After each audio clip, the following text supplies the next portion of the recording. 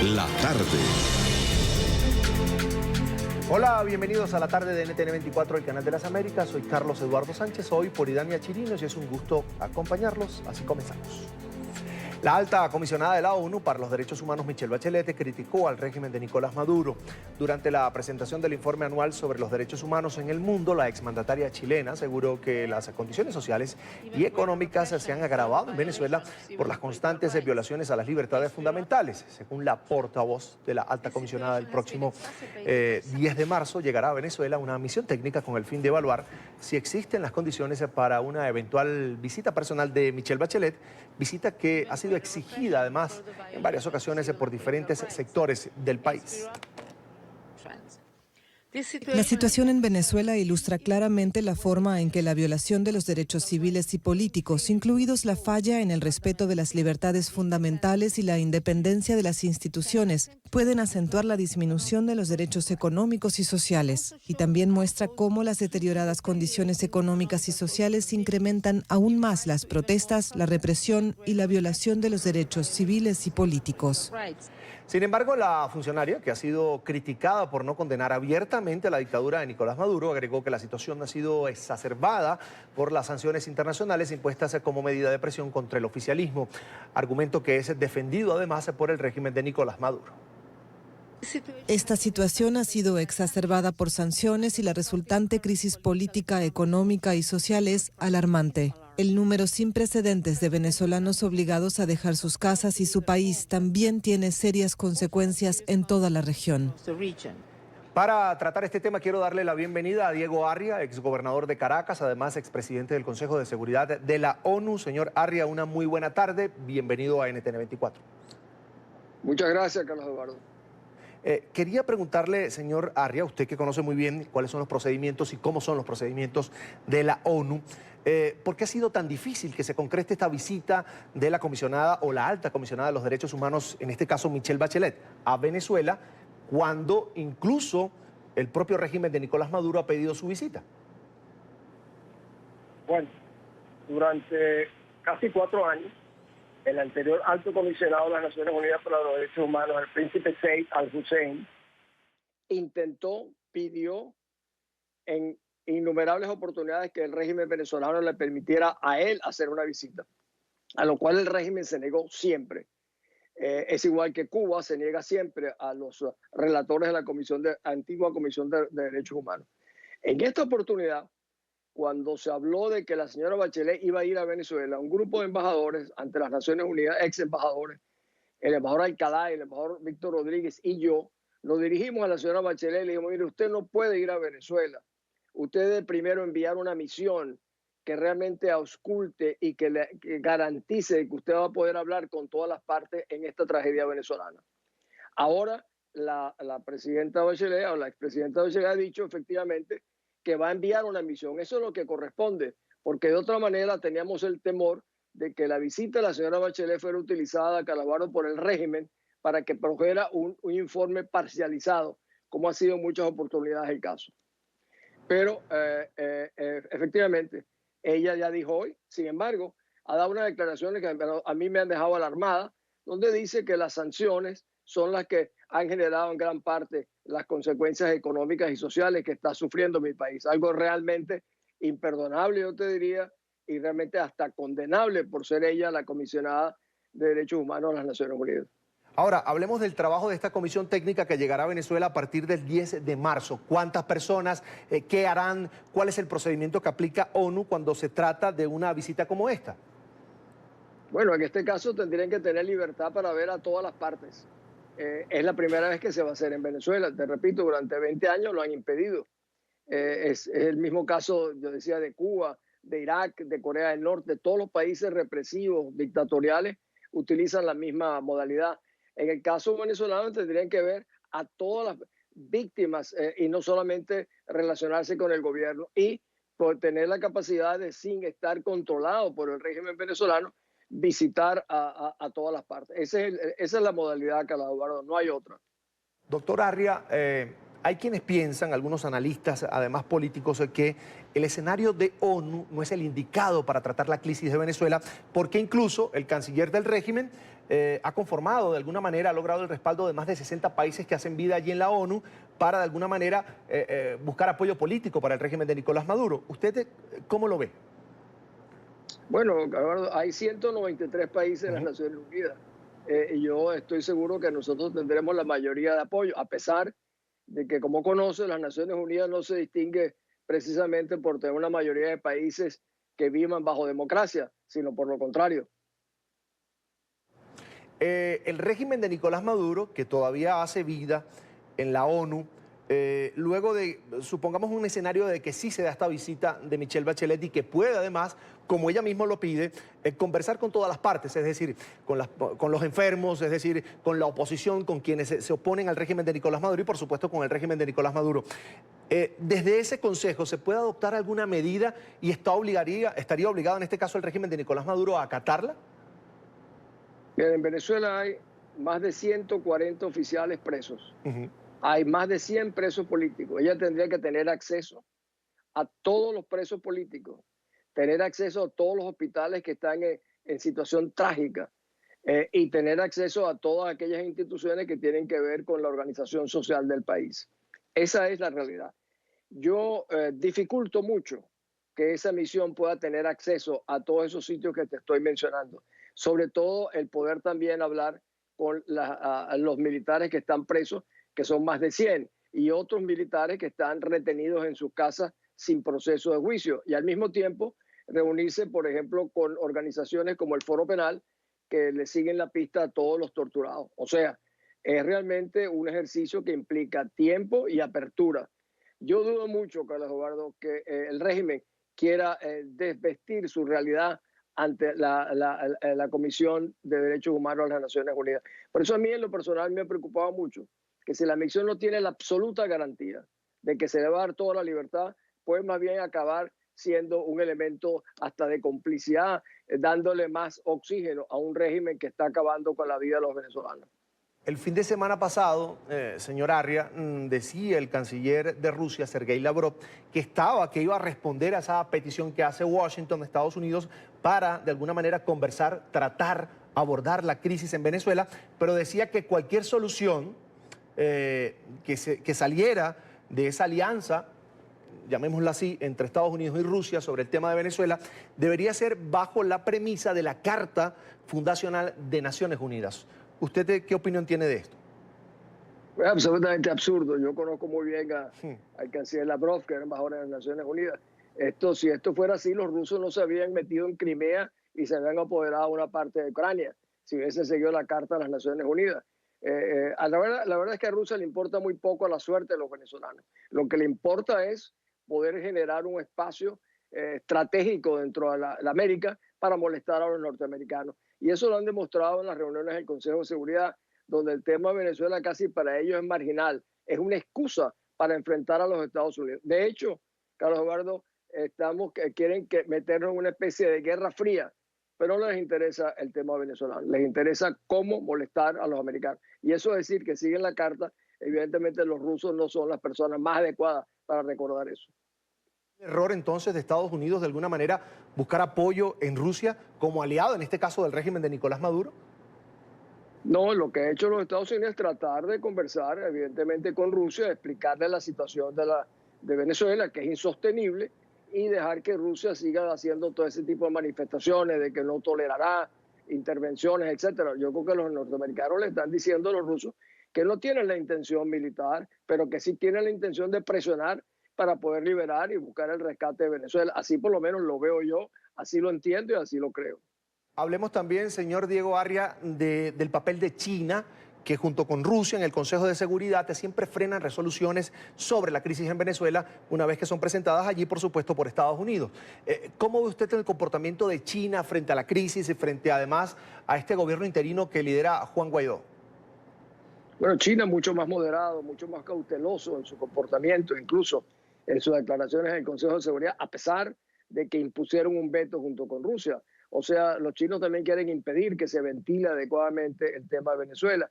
Ellos sí tienen intereses económicos reales muchísimo más importantes que Rusia, no solo porque son acreedores de 20, 30 o 40 mil millones de dólares, nunca lo hemos sabido exactamente, ni lo sabremos hasta tanto no rescatemos la libertad, son mucho más cuidadosos. Y, por supuesto, lo que les interesa es ver cómo preservan sus intereses. Yo he oído al presidente encargado de Venezuela, Guaidó, decir que le han manifestado a China que preservarán sus intereses. Pero hay otras cartas dentro de un escenario político con China, como son, por ejemplo, el tema de Taiwán.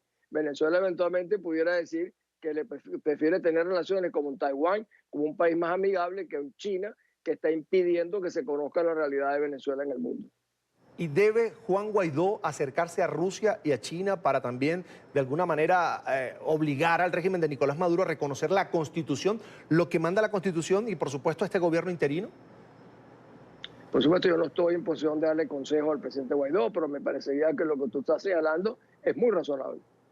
Bien, vamos a agradecer a Diego Arria, exgobernador de Caracas, además expresidente del Consejo de Seguridad de Naciones Unidas, por compartir con nosotros estos minutos aquí en la tarde de NTN 24. Gracias, Carlos Eduardo. Hasta pronto, señor Diego. Son las 4:18 minutos en la costa este de los Estados Unidos. A esta hora revisamos otros temas que también hacen parte de la agenda informativa del día. Y es noticia la presentación en España del último Eurobarómetro que mide la percepción de los ciudadanos del viejo continente sobre distintos temas políticos, económicos y sociales. Según la encuesta, las principales preocupaciones son el desempleo y la situación económica. 8 de cada 10 españoles creen que las noticias falsas son un problema para el país. En Madrid, nuestro periodista Marcelo Moncayo con el reporte. Hola, ¿qué tal? Un cordial saludo para todos ustedes en la tarde, amigos televidentes. Este día la Comisión Europea presentó en Madrid el último informe del Eurobarómetro. En esta encuesta se dan datos interesantes, como por ejemplo que el 83% de los españoles considera las fake news como un problema para la democracia. La representación de la Comisión Europea en España presentó los datos del último Eurobarómetro realizado en noviembre del año pasado y que mide la percepción que tienen los europeos y españoles sobre distintos temas. En este informe se confirma que los dos principales asuntos que más preocupan a los españoles son el desempleo y la situación económica, mientras que para la media de los europeos son el desempleo y la migración. Me parece que debe resaltarse, al margen de las diferencias, es que en la segunda gran preocupación europea, que es la inmigración, en España, a pesar de los flujos migratorios cualitativos que este país soportó en el año 2018, la preocupación por la inmigración es menor que en el resto de Europa, 19% frente a 21%. Este Eurobarómetro además asegura que el 83% de los españoles considera que las fake news son un problema para la democracia, frente al 76% de media europea. Aquí los españoles se manifiestan más preocupados por las fake news que el resto de Europa, 79 frente a 68%. Y además el número de españoles que piensan que es fácil identificar una fake news, es inferior al europeo. 1, estamos más preocupados que Europa y 2, nos sentimos más desprotegidos para identificar las fake news que en el resto de Europa. Según esta última edición del Eurobarómetro, el 88% de los españoles está satisfecho con el tipo de vida que lleva frente a la media europea que llega al 83%. Esto pese a que el 80% de los españoles considera mala la situación económica de su país. Televidentes de la tarde, además el Eurobarómetro asegura que las instituciones menos valoradas en España son los partidos políticos, el Congreso de los Diputados y el Gobierno. Este es el informe para la tarde, Marcelo Moncayo, NTN 24, Madrid. También es noticia Nicaragua porque tras 5 rondas de negociaciones, el oficialismo y la oposición lograron definir una hoja de ruta para iniciar un proceso de diálogo. Las partes acordaron que el nuncio apostólico Waldemar Sommertag funja como testigo y acompañante internacional del proceso que tiene como objetivo poner fin a la crisis sociopolítica que inició hace casi un año. También invitaron a representantes de las iglesias católica y evangélica para actuar como testigos nacionales. La oposición había pedido la presencia de representantes de la ONU y la OEA como garantes internacionales, pero el régimen se opuso. El gobierno y la oposición de Nicaragua lograron el martes definir una hoja de ruta para negociar. El acuerdo fue alcanzado tras 5 rondas de diálogo entre el gobierno de Daniel Ortega y la opositora Alianza Cívica por la Justicia y la Democracia. Las partes invitaron a la Iglesia Católica y Evangélica a actuar como testigos del proceso. La alianza había pedido la presencia de representantes de la ONU y la OEA como garantes internacionales del diálogo, pero el gobierno se opuso, por lo que las partes resolvieron que designarán a los garantes una vez aprobada la agenda del diálogo. La oposición reiteró que su objetivo es conseguir la liberación de los presos políticos, restablecer garantías constitucionales como el derecho a la protesta y la libertad de expresión e información, así como lograr adelantar las elecciones presidenciales de 2021. El gobierno de Ortega, por su parte, busca restaurar el clima de paz y seguridad necesario para la recuperación de la economía, golpeada por la violencia y por sanciones internacionales. Ortega aceptó volver a la mesa con sus opositores luego de un fracasado diálogo en junio del año pasado, por la represión de manifestaciones que dejó al menos 325 muertos, más de 700 detenidos y miles de exiliados en países vecinos, según organismos de derechos humanos. Nos acompaña Antonia Urrejola, comisionada de la Comisión Interamericana de Derechos Humanos. Además es la relatora para Nicaragua. Una muy buena tarde, bienvenida. Hola, buenas tardes. Es un gusto. Tal y como está configurada esta hoja de ruta, estas reglas para el nuevo diálogo, ¿usted ve garantías para que ambas partes se puedan buscar una salida a esta crisis que ya cumple casi un año? Mire, no me atrevería a hablar si hay garantías o no, pero sí me parece importante que se haya avanzado en una hoja de ruta. La Comisión desde el día 1 de esta crisis ha estado insistiendo de manera permanente en la necesidad de buscar una salida pacífica a la grave crisis de derechos humanos en Nicaragua. Y en ese sentido, luego que el diálogo que existió el año pasado terminó en nada, sí vemos con buenos ojos y estamos atentos, ¿cierto?, a este nuevo intento de diálogo. Creo que todavía es muy pronto para poder evaluar si efectivamente hay las garantías suficientes. Nosotros hemos establecido algunas preocupaciones y algunos estándares que nos parecen necesarios que deben tenerse a la vista para un diálogo de estas características, pero estamos atentos y siguiéndolo. No me quiero comprometer con una opinión en el inicio de un diálogo que está recién partiendo. Usted dice que han manifestado algunas preocupaciones. ¿Cuáles serían, por ejemplo? Así es, nosotros hemos insistido en primer lugar de que es necesario plantear en esta mesa las situaciones sobre las violaciones a los derechos humanos que han ocurrido en Nicaragua a partir de la crisis del 18 de abril. En ese sentido nos parece fundamental establecer ciertas medidas necesarias para garantizar procesos justos con acceso, ¿cierto?, a tribunales independientes, Ministerio Público independiente. Nos parece necesario, ¿cierto?, que se detenga el abuso de lo que es la detención preventiva. Conocemos, hay demasiados presos políticos en las cárceles. En general, nosotros hemos denunciado que muchas de esa gente, la gran mayoría, detenida sin órdenes judiciales, con fundamento, o sea, con acusaciones sin mayores fundamentos. Nos preocupa el acceso a abogados, nos preocupa la falta de independencia del Poder Judicial, y ese es un tema fundamental que en cualquier mesa de diálogo en una grave crisis de derechos humanos tiene que ser parte de la agenda, es decir, las medidas que se van a tomar para investigar todas las violaciones a los derechos humanos ocurridas, sancionar a los responsables, reparar a las víctimas. Y en este sentido, muy relacionado con eso, también nos parece esencial establecer ciertos mecanismos para participación de las víctimas y sus familiares, y esos mecanismos, ¿cierto?, lo que tienen que hacer es garantizar que ellos sean escuchados en este proceso. Son actores fundamentales en cualquier proceso de diálogo. Hay algunos líderes sociales nicaragüenses que manifiestan también la preocupación por el tema de que cuando se va a diálogo podría aparecer también el fantasma de la impunidad, es decir, que no se repare a víctimas comprobadas de violación de derechos humanos. ¿A usted también le preocupa? Bueno, efectivamente, ¿cierto? Cualquier ley de amnistía, la Comisión y los estándares de la jurisprudencia interamericana en la materia son absolutamente claros respecto de lo que es la amnistía de crímenes de lesa humanidad. Y en ese sentido nosotros hemos sido insistentes, por ejemplo, respecto a las violaciones a los derechos humanos ocurridas en la dictadura del Cono Sur. Y eso hay un estándar clarísimo, es decir, no se puede negociar, ¿cierto?, la verdad de alguna manera. Y es fundamental, por lo tanto, establecer garantías para investigar todos los hechos que han ocurrido, no solo los asesinatos, asesinatos, sino también la situación, ¿cierto?, de las personas que han sido detenidas arbitrariamente, que están siendo privadas de libertad de manera arbitraria, como también la situación de todos aquellos nicaragüenses que han tenido que dejar el país.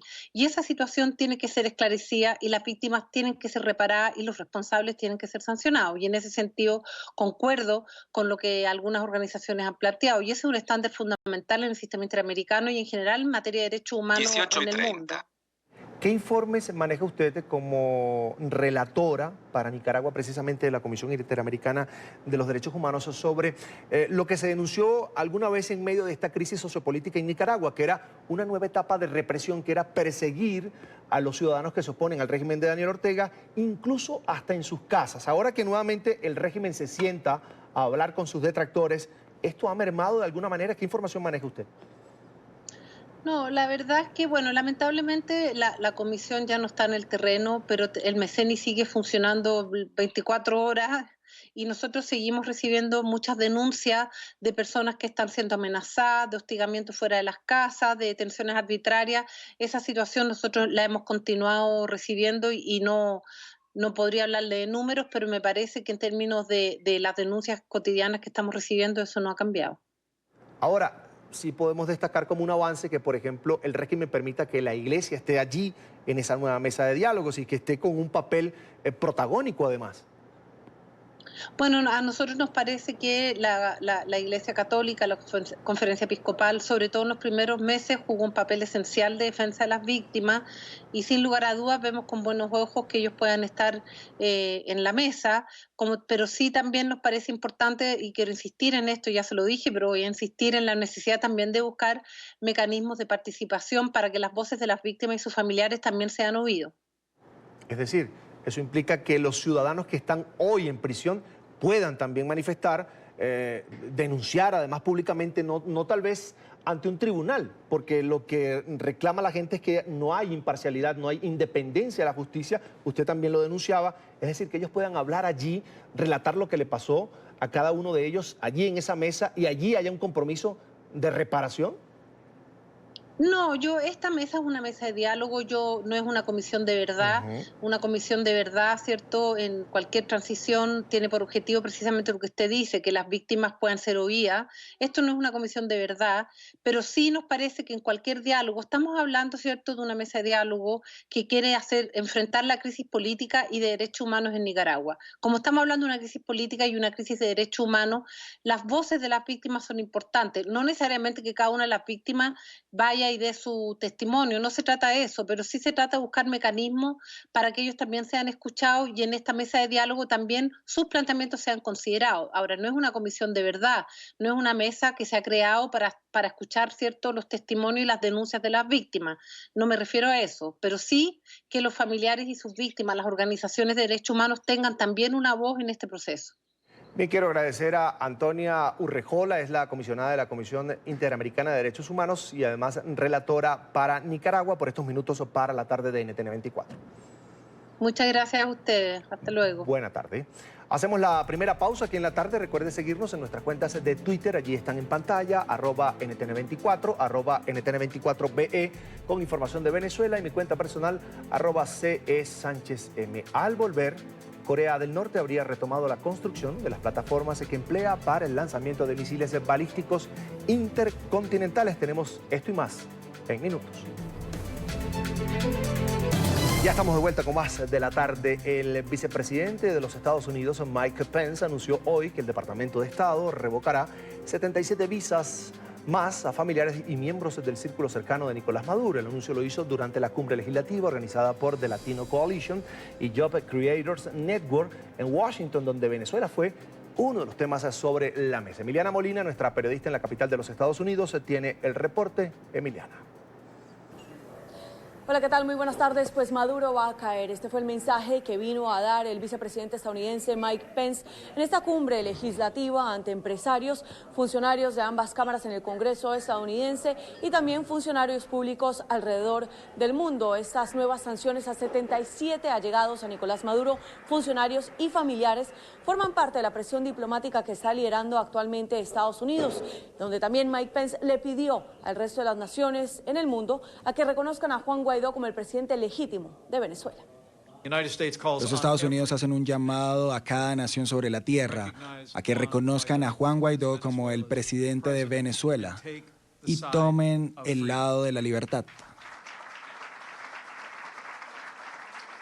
Pero les prometí y les prometo a ustedes, queridos estadounidenses, que de hecho el Departamento de Estado está anunciando que Estados Unidos revoca 77 visas, incluyendo muchos oficiales del régimen de Maduro y sus familiares. Continuamos manteniendo la presión en contra del régimen de Maduro hasta que consigamos la libertad y hasta que la libertad sea restaurada en Venezuela. Pero la verdad es que, como muchos de ustedes saben, y como el pueblo venezolano lo sabe, los opresores no están solos. Bajo esta presidencia permanecemos de pie con aquellos que han sido afectados por el régimen de Venezuela. La verdad es que la forma en la que Maduro permanece en el poder es a través de la brutalidad de quienes lo apoyan y con la ayuda que él también recibe desde Cuba. Como dijo el presidente Donald Trump en su discurso sobre Venezuela en Miami no hace mucho, Maduro no es un patriota venezolano.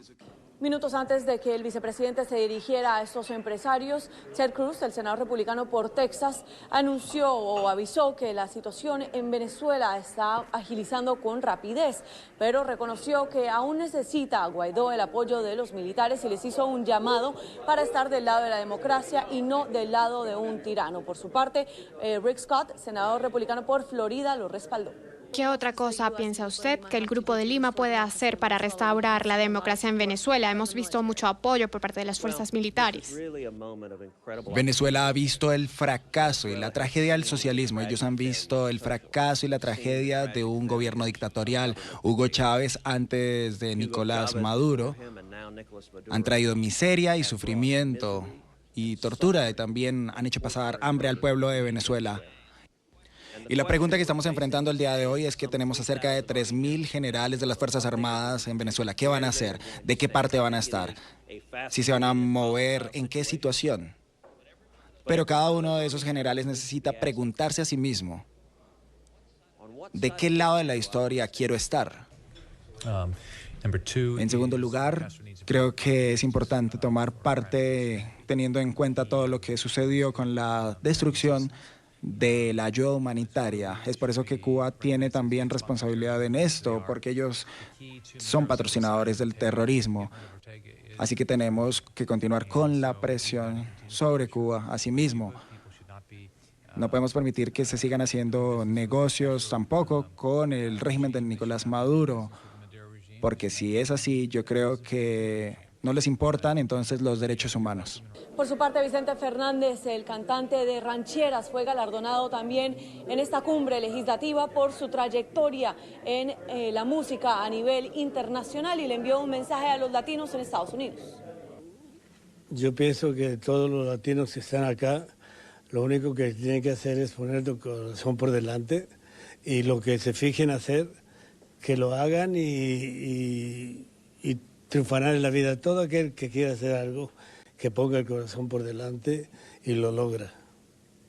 The Latino Coalition es una organización bipartidista que ayuda a respaldar a empresarios y también consumidores hispanos, mientras que The Job Creators Network educa a más de 90 millones de personas o líderes que se benefician de los pequeños negocios. Esta es toda la información que tenemos desde Washington. Emiliana Molina, regreso al Centro Internacional de Noticias. Emiliana, gracias. Una buena tarde para ti, por supuesto. Y venezolanos se recogen firmas para una petición popular que insta a la Casa Blanca a deportar a Caracas a María Gabriela Chávez, hija del fallecido presidente venezolano Hugo Chávez. La iniciativa se lleva a cabo por medio de la página web We the People. La noticia con Paola Serna desde Miami. Paola. Hola, ¿qué tal? Muy buenas tardes. Pues bien, esta recolección de firmas inició el pasado 3 de marzo. Han pasado pocos días y ya más de 30.000 personas han enviado su solicitud. Básicamente es una solicitud a través de la página en línea We the People que llega a la Casa Blanca y donde se pide que sea extraditada María Gabriela Chávez, hija del fallecido expresidente venezolano Hugo Chávez. Dentro de las menciones que hace la petición es que María Gabriela Chávez ha recibido dineros fondos producto de la corrupción en Venezuela y debe ser enviada de vuelta a su país. Hablamos aquí en Miami con representantes de las personas, de los venezolanos que viven en el sur de la Florida, quienes nos comentaron qué opinan de María Gabriela Chávez y también de esta petición que se está haciendo al gobierno de los Estados Unidos. Ellos no pueden estar disfrutando de dinero robado, de dinero recibido en otra forma y mucho menos en países primermundistas donde todos quieren estar. Ser rico es malo, pero ellos sí le disfrutan de eso. Entonces, por supuesto, eso es iniciativa de muchos venezolanos. Fui la firma número 26.001. Esperemos llegar a 100.000 pronto y búsquenlo en las redes, que eso va directo a la Casa Blanca. Supuestamente ella, cuando le piden información, ella dice que ella hizo el dinero vendiendo Avon. O sea que la Avon da bastante dinero, ¿no? Porque ella es una de las más millonarias de Venezuela. Me parece una estrategia muy, muy buena. Porque yo particularmente digo que la gente que ha robado tanto dinero en Venezuela, donde hay tanta pobreza, que no hay comida, que no hay medicina, que no hay nada, y ellas disfrutando del dinero que no les pertenece, es que hay que hacer algo. Bueno, supuestamente ella está representando a la ONU, pero jamás ha ido a ninguna asamblea que ha hecho la ONU. O sea que eso es solamente una pantalla para fingir que está haciendo algo y está legal aquí.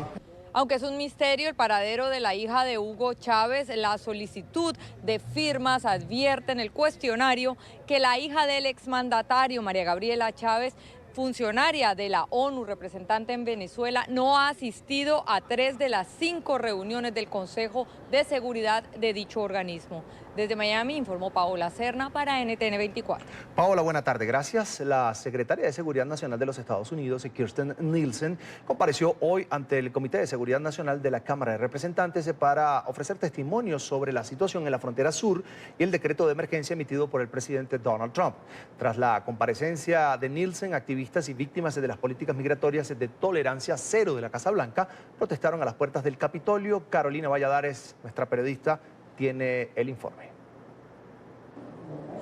¿Qué tal? Buenas tardes. Desde el Congreso de los Estados Unidos serán las 10 de la mañana cuando inició la comparecencia de la secretaria del Homeland Security, Kirstjen Nielsen, justo aquí en el Comité del Congreso sobre Homeland Security, y 2 son los temas que están sobre la mesa de esa comparecencia. Primero, los demócratas quieren saber si hay o no emergencia nacional en este país. Ellos insisten en que no hay emergencia nacional y sobre ello le han preguntado a Kirstjen Nielsen, quien, en línea con el presidente de los Estados Unidos, quien declaró hace poco menos de un mes la emergencia nacional en la frontera sur con los Estados Unidos, ha insistido en que hay una avalancha de inmigrantes indocumentados, también de drogas, y que por todo ello es necesario que haya esta emergencia nacional en los Estados Unidos.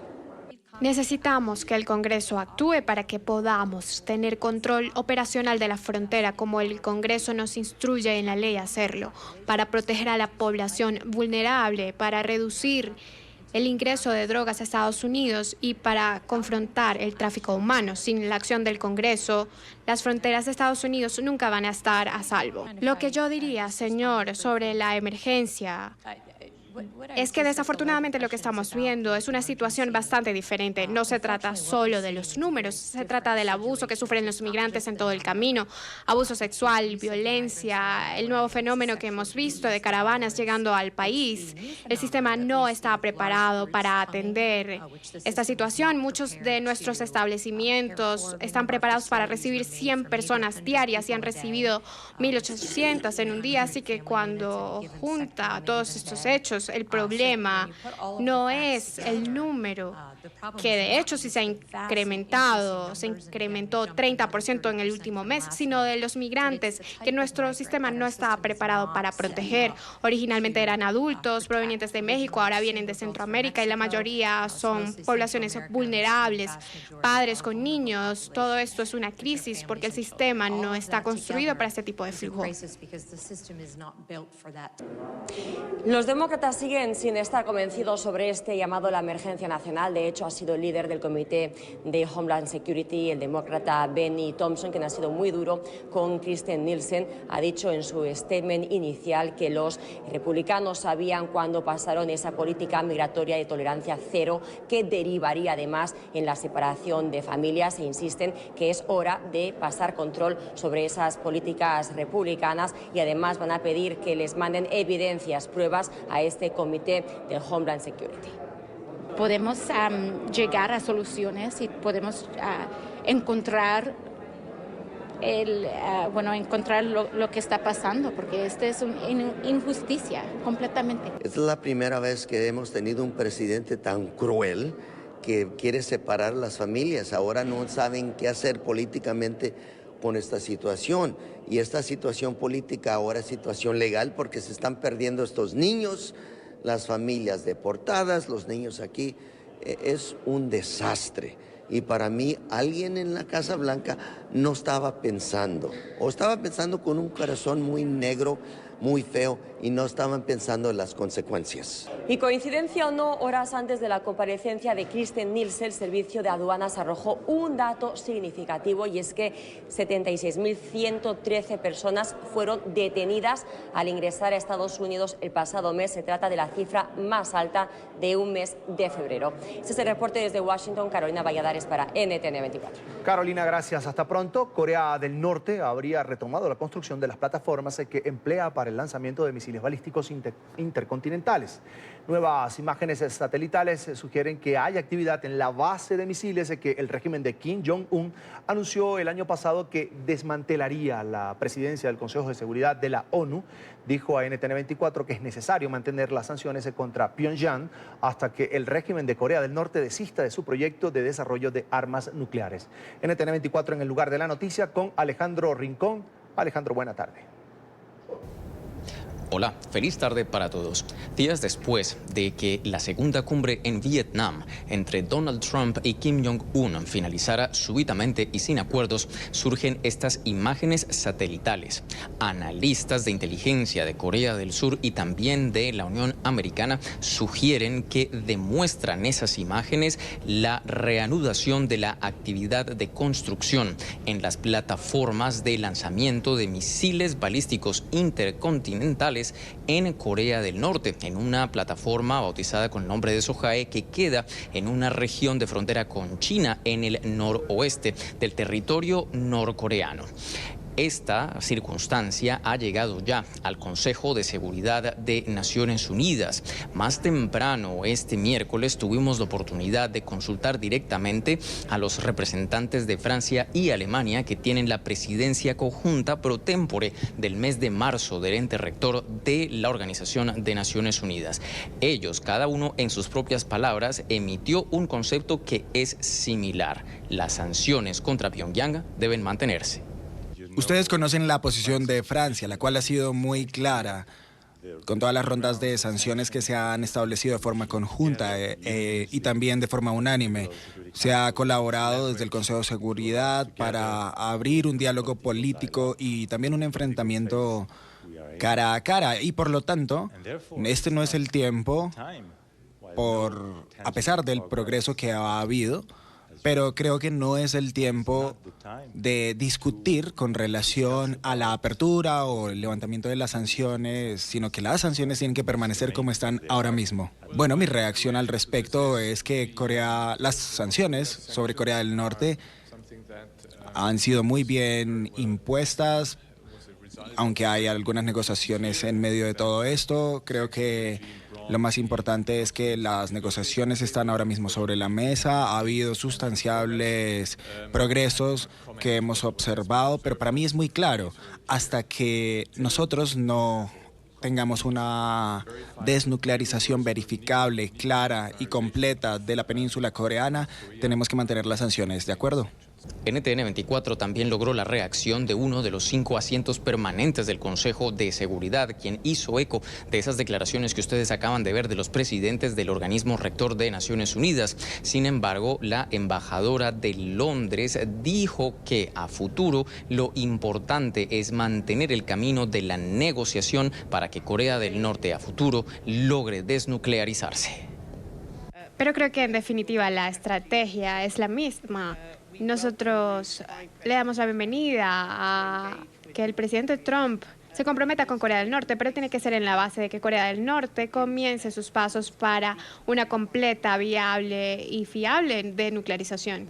Por ahora, la reacción de mayor nivel que ha llegado de parte de la administración Trump ha venido de palabras entregadas por el asesor de seguridad nacional John Bolton, quien en recientes declaraciones a la prensa de los Estados Unidos dijo que mantendrá el gobierno de la Unión Americana el camino de imponer más sanciones al régimen norcoreano en caso de que Kim Jong-un persista en desarrollar armas nucleares.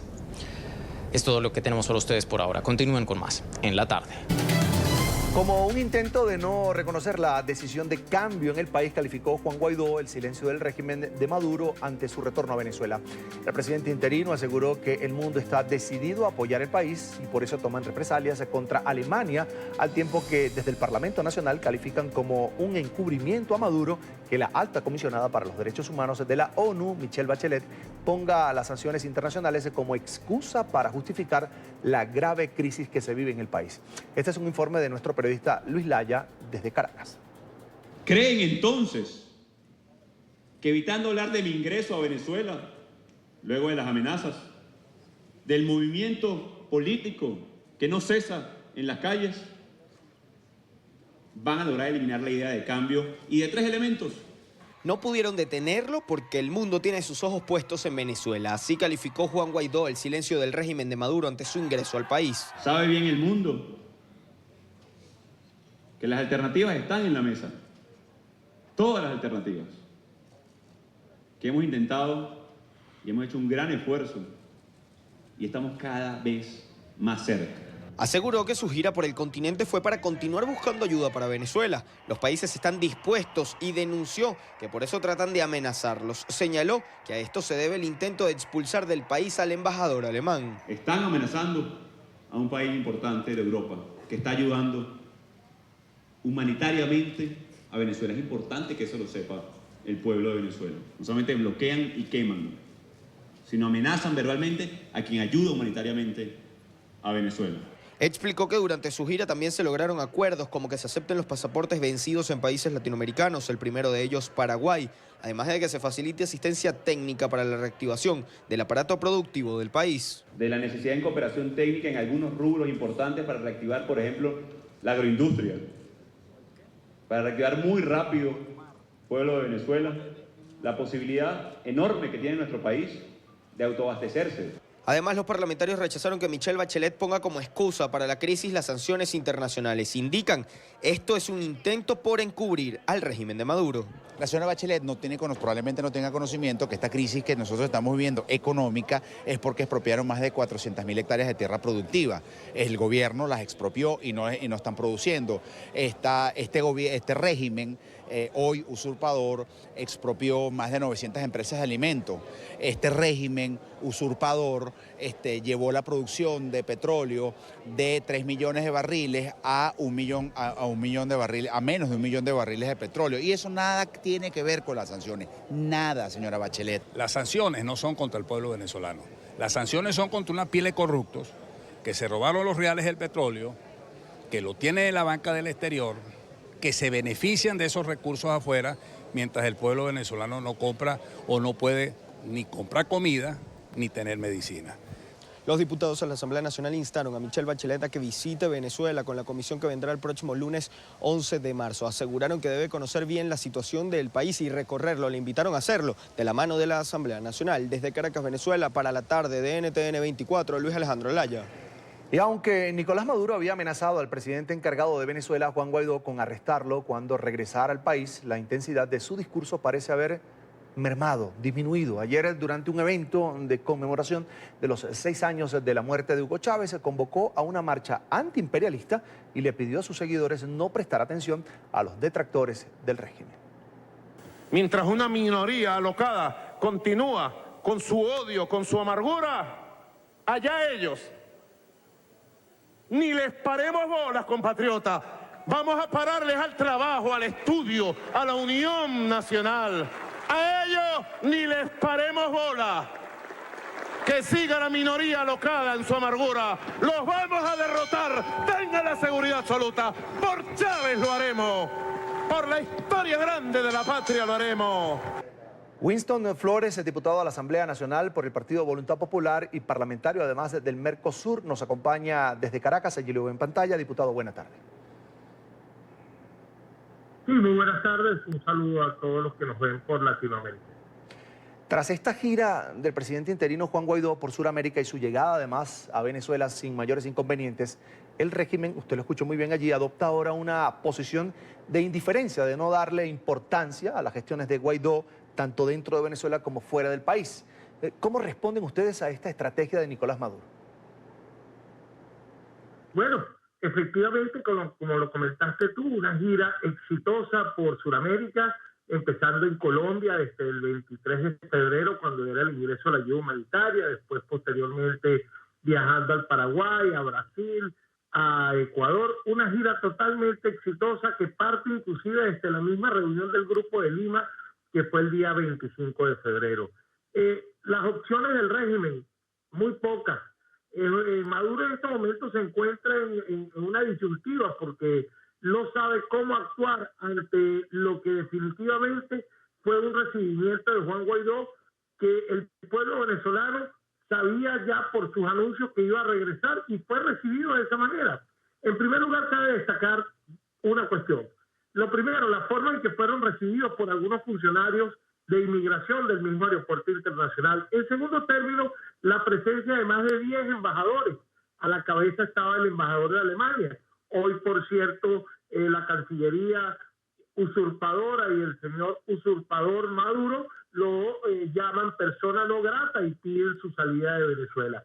Desde la Asamblea Nacional se dijo que el señor embajador de Alemania no era ninguna persona no grata y que evidentemente él nada más podía entenderse con el gobierno del presidente encargado Juan Guaidó. El recibimiento de estos embajadores, todos los mensajes que desde la Unión Europea, desde Latinoamérica, desde el Grupo de Lima, todos los países que le estaban diciendo y advirtiendo en pocas palabras, en un lenguaje inclusive no muy diplomático, que cuidado si llegaban a tocar al presidente Juan Guaidó, incluso presidente de la Asamblea Nacional, y que no podía Maduro avanzar en este sentido. La respuesta evidentemente a un dilema que solo lo tiene Maduro, porque para que se logre la restitución de la garantía, para que se logre el cese de la usurpación, pues Maduro tiene las puertas abiertas para irse del país y así poder solucionar una crisis político, social, que en estos momentos tiene a los venezolanos pasando tanta miseria. Efectivamente, ellos no supieron cómo actuar.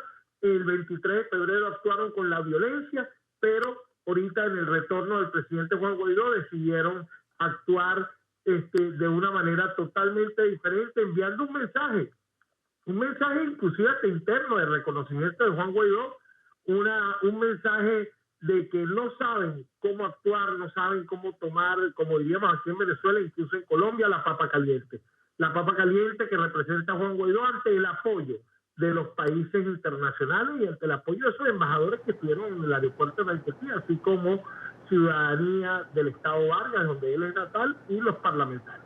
Ahora, más allá de lo que había dicho Diosdado Cabello, número 2 del partido del régimen, sobre ese regreso de Juan Guaidó a Venezuela, ¿ustedes tenían información de que había la orden expresa de detener al presidente interino Juan Guaidó?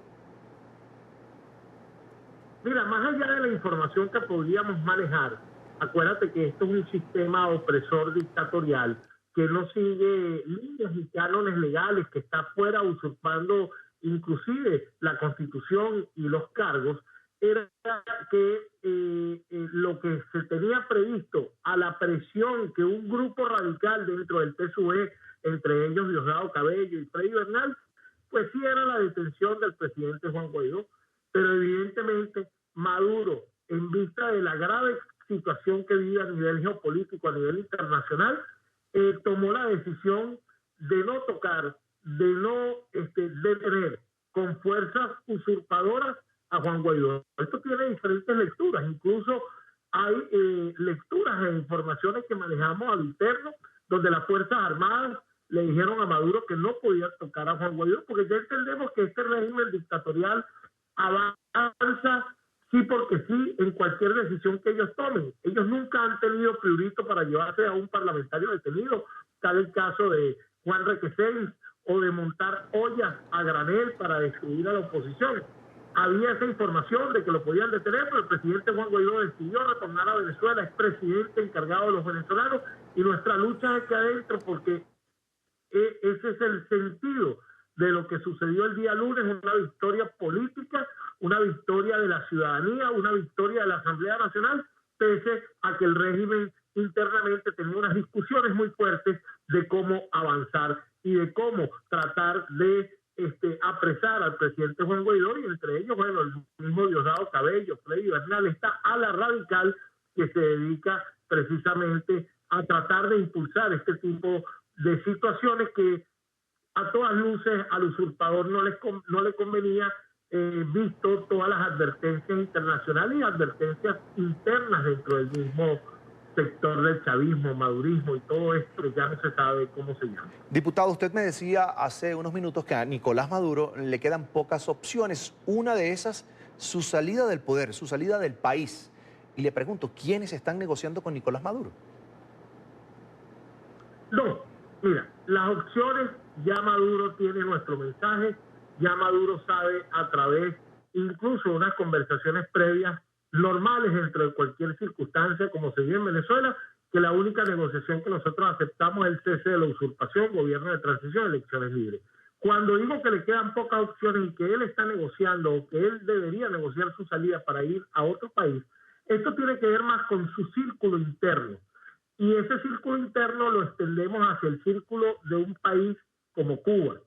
Esto es una discusión que ellos internamente tienen y que ellos están tratando de ver cómo salvar algo del chavismo, cómo salvar ante el pueblo venezolano algo de lo que tuvieron en cierto momento.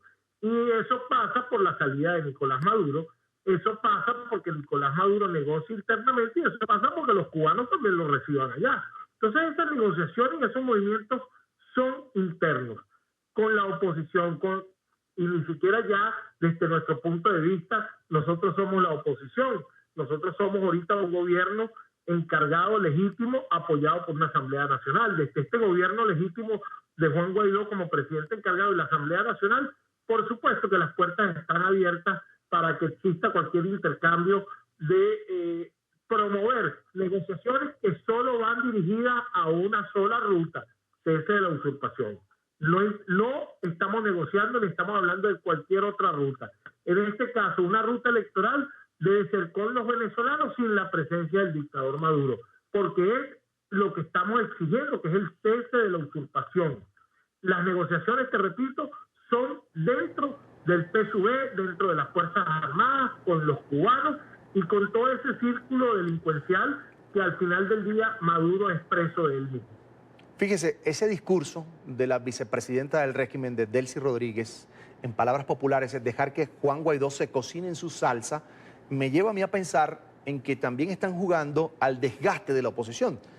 ¿Ustedes cómo están manejando este tema para que la gente que viene movilizada, además, desde principios de año, en apoyo a la transición, en apoyo a esa ruta que ofreció Juan Guaidó, no pierda la esperanza de ese cambio político en Venezuela? Bueno, sencillamente se está manejando con las rutas y las acciones necesarias para consolidar el cese de la usurpación. El día de ayer hubo una reunión con sindicatos y empleados y trabajadores públicos para de una vez por todas confrontar y hacer decisiva la participación de estos empleados públicos dentro de la ruta, ya que la situación en Venezuela es de parálisis total. Son trabajadores que apenas ganan, si acaso $3 podrán ganar, $5 podrán ganar con bonos. Es una situación que está grave, que aquí ya no se aguanta más la situación en el tema económico. Inclusive hay una parálisis total del país con una hiperinflación que todos los días está galopante y que Maduro sencillamente no va a resolver.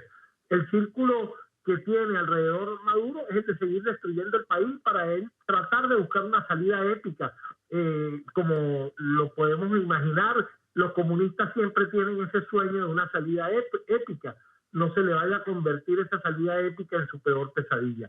La verdad es que no hay manera de que el pueblo venezolano se canse. La verdad es que no estamos cayendo en la rutina, porque cada una de las metas propuestas para para lograr el objetivo, el cese a la usurpación, se han ido cumpliendo de manera cabal. Nosotros aquí, todos los días, como colocamos una meta, cumplida esa meta, estamos avanzando más cerca del objetivo. Por lo tanto, no hay la preocupación de que el cansancio o el juego que tienen estos señores, juego de palabras, de que se va a cocinar Juan Guaidó en su propia salsa o de que no le van a parar. Mire, señores, por donde Juan Guaidó pasa en Venezuela, el pueblo venezolano está ahí. Por donde Juan Guaidó hace un llamado a los trabajadores públicos, a las Fuerzas Armadas o a cualquier otra institución, ese llamado es acogido con bastante afecto y tiene una respuesta. Y esa respuesta es que seguimos en la ruta. Para el próximo sábado tenemos un llamado de calle y vamos a seguir avanzando. El día lunes se nombró al representante ante el Banco Interamericano de Desarrollo, así como se han nombrado representantes diplomáticos, embajadores en países que ya los han reconocido. Iremos avanzando en el nombramiento de ministros, inclusive de ministros de las Fuerzas Armadas. Iremos avanzando en cada una de las cosas que haya que seguir avanzando para tomar el control y lograr ese cese de usurpación y el control de un país, ya que se encuentra secuestrado por un grupo mínimo, inclusive por gente que cree en la violencia como única salida, y nosotros vamos encaminados en lograr ese quiebre, en que las Fuerzas Armadas se sumen, porque lo que pasó el día lunes con Juan Guaidó tiene muchas lecturas y mensajes muy importantes. ¿Por qué no lo detienen? ¿Qué detenía a este régimen dictatorial, asesino, no haber buscado la detención de Juan Guaidó?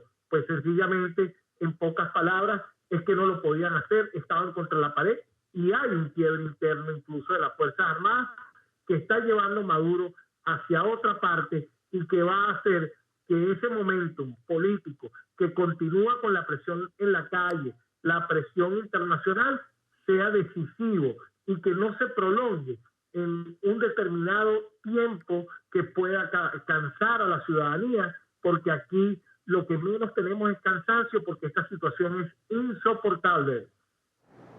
Ahora, diputado, permítame una consulta más. ¿Qué ha dicho la Embajada de Alemania sobre este ultimátum del régimen de Nicolás Maduro para que el embajador abandone el país? Bueno, en primer lugar, Maduro no tiene las facultades para agredir a la representación de la República Federal Alemana, en este caso a su embajador, el señor Daniel.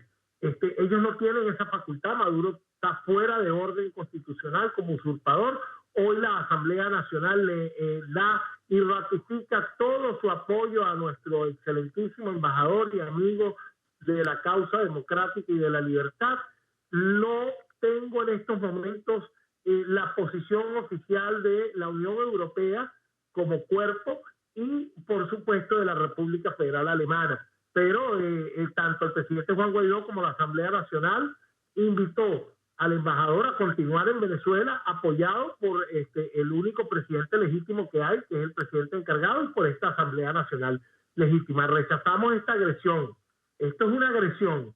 Esto no tiene otro nombre, porque él no puede catalogar a nadie como persona no grata, ya que Maduro es un usurpador que no puede ejercer funciones de Estado, ni por supuesto puede mandar a ejercer funciones diplomáticas a nadie, ni mucho menos a ese canciller que también forma parte de esta usurpación que hoy vivimos en Venezuela. Quiero agradecer a Winston Flores, el diputado a la Asamblea Nacional por el Partido Voluntad Popular, además parlamentario del Mercosur, por haber estado con nosotros estos minutos aquí en la tarde de NTN 24. Bueno, muchísimas gracias. Un saludo a toda Latinoamérica y a todos los venezolanos, que vamos muy bien. Vamos bien, Venezuela, porque vamos juntos, porque vamos todos y porque lo vamos a lograr con todos. Gracias, hasta la próxima. Y mientras el régimen de Nicolás Maduro insiste en negar una crisis en Venezuela, siguen conociéndose testimonios que reflejan que la escasez de medicamentos sigue empeorando. El cierre de uno de los hospitales más importantes de Caracas, la capital, mantiene entre la vida y la muerte a miles de pacientes. Informe de Oliver Fernández desde la capital venezolana. Este es el Hospital Periférico de Coche en Caracas. La escasez de insumos, medicamentos y daños en la infraestructura obligó su cierre. Julia Perales es enfermera de esta institución. Asegura que es doloroso ver cómo se deterioró. Impotencia, muchísima impotencia. como persona, como trabajadora, como ser humano. Soy madre de todas las personas que llegan, de todos los niños, de todos los muchachos, de todos, porque tengo a mis hijos y en cada uno veo un familiar. Anoche, justamente en la madrugada, falleció un familiar. ¿Por qué? Por falta de antihipertensivo, por falta de atención. Pero más doloroso aún, asegura, es ver morir a pacientes y no poder hacer nada para ayudarlos. Con las manos atadas. El sentimiento humano, la ética profesional, es tan grande que da dolor ver morirse una persona pudiendo yo ayudarla, pero no tengo material, no tengo las cosas para ayudarla. Miguel Rangel es director de este hospital. A pesar de haber sido nombrado por la revolución, se pone al margen de la política. Su foco es ponerlo a funcionar. ¿Usted se plegaría al llamado del presidente de la Asamblea Nacional y presidente interino Juan Guaidó? Mira, ¿Qué ha hecho a la salud? yo quiero manifestarle algo. Los temas políticos en salud no se deben mezclar. ¿Okay? Para mí la salud no tiene ningún tipo de distinción. Yo aquí todo el mundo le estoy diciendo, apuesten por este hospital, vamos a sumar, no vamos a restar, vamos a creer, que es muy importante. A veces nosotros hemos perdido mucho la credibilidad. José Rafael Torres es revolucionario, conserva su gorra y camisa del partido de gobierno. También es empleado y paciente de este hospital. Reconoce que desde la revolución se han cometido errores que muchos han pagado con su vida. El gobierno ha tenido errores, eso es una cuestión que quién es perfecto aquí, ni las máquinas son perfectas, papá, pero aquí hay un silencio total, entonces a la gente, al pueblo, a todo el mundo hay que darle una respuesta, pero es una cuestión, papá, que yo no sé, aquí hay mucha desidia ahí. Se estima que este hospital atendía por lo menos a 1 millón de personas por año. El director Miguel Rangel se comprometió a dejar listas sus instalaciones en los próximos 90 días. Es la información que manejamos desde Caracas. Continúen con más de la tarde de NTN 24. Para tratar este tema nos acompaña la doctora Doris Angarita Acosta, es la secretaria de Educación en Cúcuta. Allí la veo en pantalla. Una muy buena tarde. Gracias por atendernos. Buenas tardes, Carlos Eduardo, y gracias a ustedes por visibilizar la situación por la cual estamos atravesando en Cúcuta. Por supuesto, gracias a usted por atendernos. Quisiera, para empezar, ponerle un número a esta problemática. ¿Cuántos niños venezolanos estudian en Cúcuta, del lado colombiano? Nosotros, para la vigencia 2019, estamos atendiendo 9.174 niños netamente venezolanos. Pero día a día nos encontrábamos pasando el corredor humanitario por el puente Francisco de Paula Santander, que comunica con la población de Ureña, Venezuela. Aproximadamente estábamos preparados para atender 3.000 niños a través del corredor humanitario, corredor que se ha visto afectado, puesto que no nos han permitido el paso de los niños. Usted me habla de 9.174 niños. Quería preguntarle, desde este último cierre de la frontera ordenado por el régimen de Nicolás Maduro, ¿en cuánto creen ustedes que están dejando de ir a clases? ¿Qué porcentaje de esos 9.000 niños han dejado de ir a clases del lado colombiano? Aproximadamente 3.000 niños que, como le contaba hace un momento, atraviesan el corredor humanitario. Es decir, nosotros tipos 4:30, 5 de la mañana los estábamos recogiendo en la Alcabala, Ureña, Venezuela, y los traemos hacia los colegios que tienen ellos, donde están matriculados, y en la siguiente jornada, al mediodía, los estábamos devolviendo y recibiendo nuevos niños que venían para las contrajornadas de las tardes. Hablemos también de los beneficios que tienen estos niños venezolanos estudiando en colegios colombianos. Es decir, por ejemplo, ¿tienen acceso a comedor? A ver, Cúcuta ha hecho grandes esfuerzos y esfuerzos propios también para poder atender a estos niños y sobre todo entender que es una ayuda humanitaria y que es nuestra obligación, y así nos lo ha hecho saber o lo ha instruido el señor alcalde. Tienen estrategias de permanencia como la del corredor humanitario, que es un transporte escolar que es apoyado directamente desde el Ministerio de Educación y desde donde nosotros estamos transportando aproximadamente 3.000 niños. Tiene la siguiente estrategia de permanencia, que es el programa de alimentación escolar, de acuerdo a la focalización que nos permite el lineamiento. Es decir, no todos a los niños venezolanos les estamos dando el programa, sino que a los que se han focalizado desde los comités de alimentación escolar en las diferentes instituciones educativas. Hay colegios como el Colegio Misael Pastrana Borrero, que atiende aproximadamente 800 niños venezolanos, niños que se encuentran en jornada única, y a ellos en su totalidad le entregamos el programa de alimentación escolar. Los esfuerzos que ha hecho Cúcuta han sido muy grandes, tanto que hemos tratado de no discriminar ni que estos niños se sigan viendo más afectados de los que están por la situación y de tratarlos de igual manera. Pero para Cúcuta como entidad territorial es muy difícil y es muy complicada la situación, ya que la estamos afrontando desde el año 2015. Y la verdad, hemos aumentado una cobertura de más de 10.000 niños, y pues esto nos ha afectado no solamente las estrategias de permanencia, sino la falta también de docentes, la falta de infraestructura física instalada y más estrategias, y pues obviamente quisiéramos tener universalidad tanto como para colombianos como para venezolanos. Doctora, me imagino que en algún momento, en algún caso, casos específicos, han tenido también desde la Secretaría, las autoridades colombianas, ofrecerle incluso insumos, es decir, útiles escolares a niños venezolanos de muy bajos recursos. Por supuesto que sí. En estos días también a través de un organismo internacional fuimos apoyados y entregamos aproximadamente 1.500 kits escolares, pero Carlos Eduardo, la verdad la situación es supremamente complicada porque desde el año pasado hicimos brigadas para nacionalizar a estos niños, y hoy en día pues esos niños quedaron como colombianos, pero siguen viviendo en Venezuela, sigue su familia en Venezuela, y pues nosotros hemos tenido que también abarcar toda la situación, tanto en salud como en educación, para todos estos niños, atenderlos de manera integral, pero esto es un esfuerzo que prácticamente le ha quedado, o yo siento que Cúcuta se quedó sola en este sentido. Eso lo decía nuestro alcalde en días pasados, y es que esa población ya ni siquiera los organismos internacionales nos los quieren contar como venezolanos, sino como ya están registrados como colombianos, pero nosotros seguimos con las mismas dificultades porque le contaba, si se aumenta la cobertura, también necesitamos más docentes, necesitamos más aulas de clase, necesitamos más ayuda pedagógica para poderles dar una educación y brindárselas con calidad. Es tan difícil ver la situación por la que están atravesando nuestros niños, que no solamente se siguen viendo afectados los venezolanos. La semana pasada nos vimos en la necesidad de cerrar la sede educativa del Nuevo Escobal, y es la institución educativa que está más o menos a 150 metros del puente Francisco de Paula Santander, porque hubo disturbios, problemas de orden público, y los gases lacrimógenos llegaron hasta el colegio, entraron a la institución, y pues en aras de poder proteger a estos niños, porque nuestras instituciones educativas también son protectoras, nos tocó cerrarlas, y ahí pues se cerró para colombianos como para venezolanos. Entonces este conflicto cada día aumenta, cada día se pone más difícil, y pues obviamente a los que estamos viendo afectados es a nuestros niños.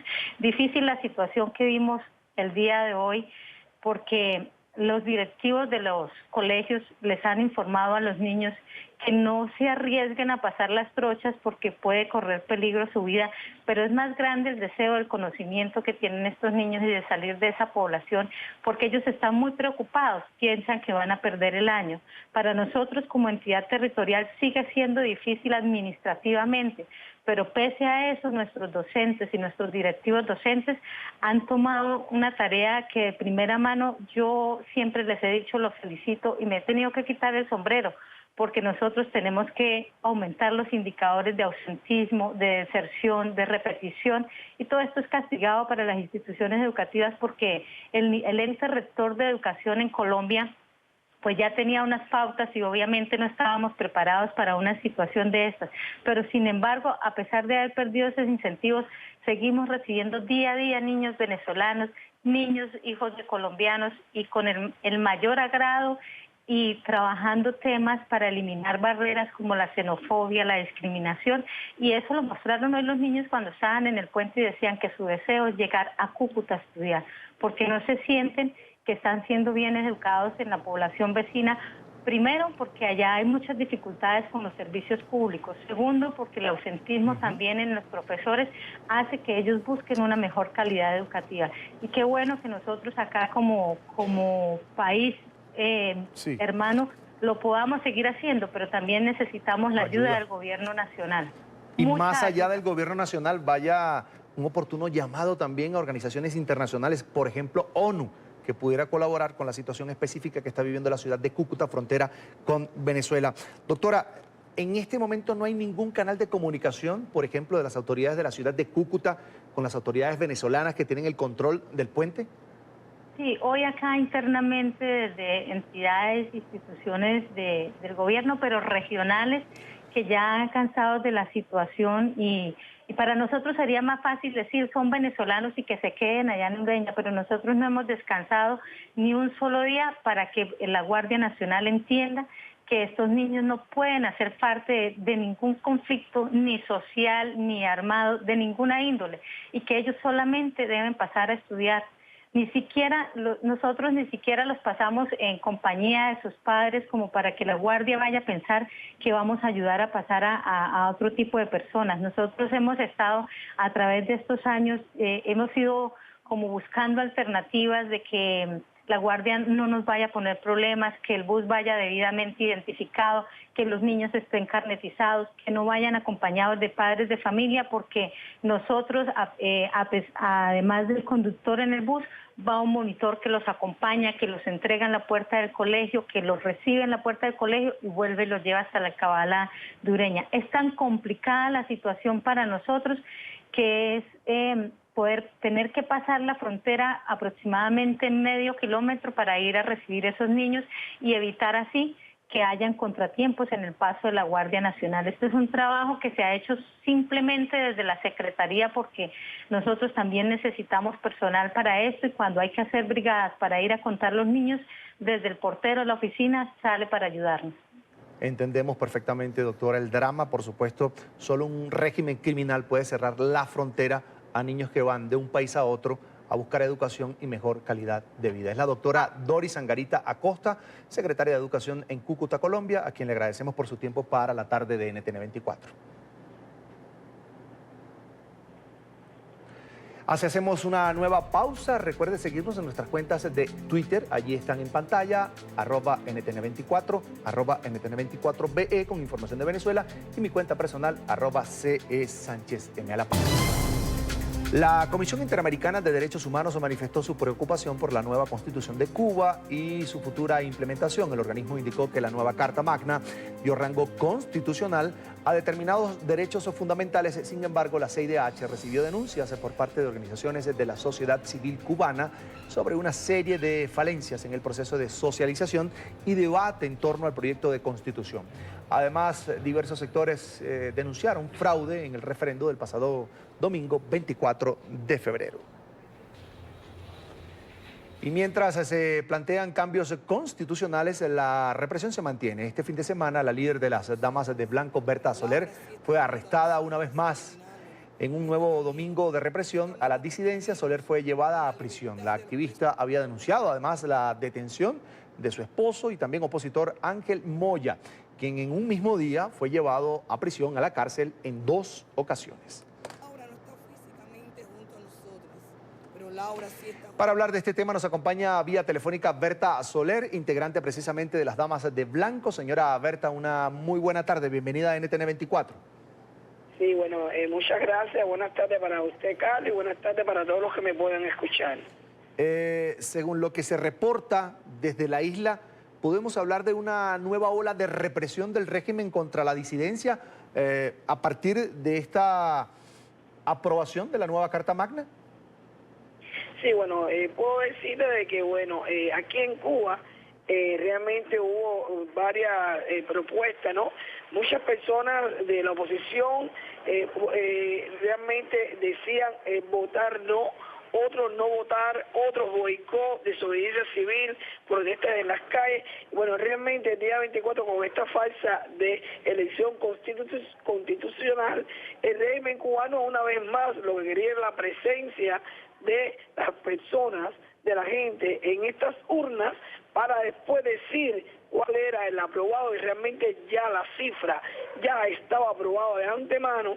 Esta constitución que realmente no va a resolver el problema de Cuba. Quiero decirle que, bueno, se arremete el régimen cubano contra los activistas de derechos humanos, y quiero decirle que en el caso de las damas de blanco somos arrestadas cuando salimos de nuestras casas, nos están llevando, en el caso mío, más de 24 horas en una unidad de policial.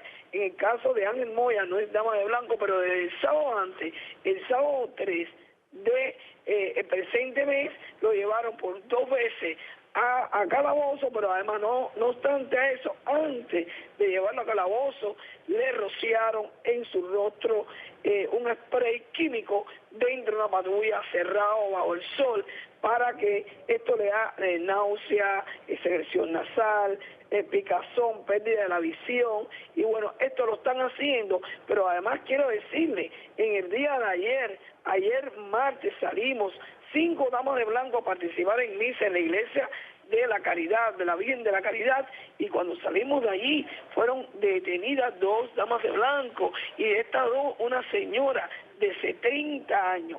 También quiero decirle que el régimen cubano le advirtió a algunas damas de blanco, y voy a citar a Olin Hernández Rodríguez, que no le iba a dejar salir ni un día en la semana, puesto que iba a tener una patrulla en su casa, ni tan siquiera se comprar el pan, podía salir a la calle. Pero además fue amenazado Ángel Moya para que me lo transmitiera a mí, de que solamente podemos hacer nuestros quehaceres de lunes a miércoles, porque el jueves, cuando salgamos de la sede nacional, o el viernes, nos van a arrestar. Entonces realmente lo que está pasando en este mismo momento con las damas de blanco, con la activista de derechos humanos Ángel Moya Acosta y con otros más, es responsabilidad del régimen cubano, y están arremetiendo después de esta falsa referéndum que hicieron con esta nueva constitución, que no abraza, no apadrina, no apoya para nada a las personas que piensan diferentes regímenes. Por ejemplo, a su esposo, ¿por qué un mismo día lo llevan 2 veces a prisión? ¿Bajo qué cargos? ¿Y qué le dicen una vez que lo detienen? Bueno, mire, primeramente él salió en 1 de la mañana del día 2, sábado, a correr por los alrededores, a hacer ejercicio por los alrededores de donde está la sede, y rápidamente ahí lo arrestan, lo detienen, le dice, dale, vamos, usted está detenido. Lo llevan para una unidad de policía cercana, le ponen una multa de 150 CUP con el artículo 141, con el decreto 141, artículo 2, inciso C, que esto es por violar el dispositivo de seguridad, y el hombre estaba en un lugar libre y estaba haciendo ejercicio. No conforme con esto, cuando lo regresan para cerca de la sede nacional, empieza a protestar bajo la dictadura, viva Cuba Libre, y inmediatamente no lo dejan entrar a la sede nacional y se lo vuelven a llevar detenido, y ahí es donde lo tienen dentro de una patrulla bajo el sol cerrado herméticamente, y le rocean 3 veces en su rostro este spray químico que da muchas sensaciones de vómito, como decía anteriormente, de náuseas, de secreción nasal, picazón, dolor, calambre. Esto es una tortura psicológica, pero física. Y le dijeron que la protesta que el sábado 23 hizo en la barriada de Galeano en Centro Habana, junto a Antonio Rodiles, eso le iba a costar muy caro a ellos. Entonces realmente están arremetiendo contra las personas que pusieron no, o que boicotearon, o que protestaron el día 24 en las calles aquí en Cuba. Bien, vamos a agradecer a Berta Soler, integrante de las Damas de Blanco, por haber compartido con nosotros estos minutos aquí en la tarde. Mucha suerte. Bueno, gracias a ustedes, que tengan un buen día. Buena tarde. Hacemos una pausa más aquí en la tarde, ya regresamos. Los invito por ahora a que se suscriban a nuestro canal en YouTube, NTN24, allí lo tienen en pantalla. Allí podrán encontrar todo el contenido multimedia, nuestras entrevistas, reportajes y la señal en vivo. Recuerden conectarse www.youtube.com/NTN24. Y antes de despedirnos, queremos compartir con ustedes esta imagen que nos deja el invierno en Oregón. El frío prolongado y las fuertes nevadas afectan a miles de animales que migran en manada para ponerse a salvo. Es el caso de al menos 700 alces que sorprendieron a los transeúntes del Valle Grande del estado cuando atravesaron una de sus carreteras. El Departamento de Pesca y Vida Silvestre mantiene una campaña para que los humanos se mantengan alejados de estos animales y otras acciones de que permitan preservar su permanencia en la zona. Llegamos así al final de la tarde. Recuerden seguirnos en nuestras cuentas de Twitter y también en Instagram, @NTN24. Gracias por estar con nosotros. Feliz noche para todos.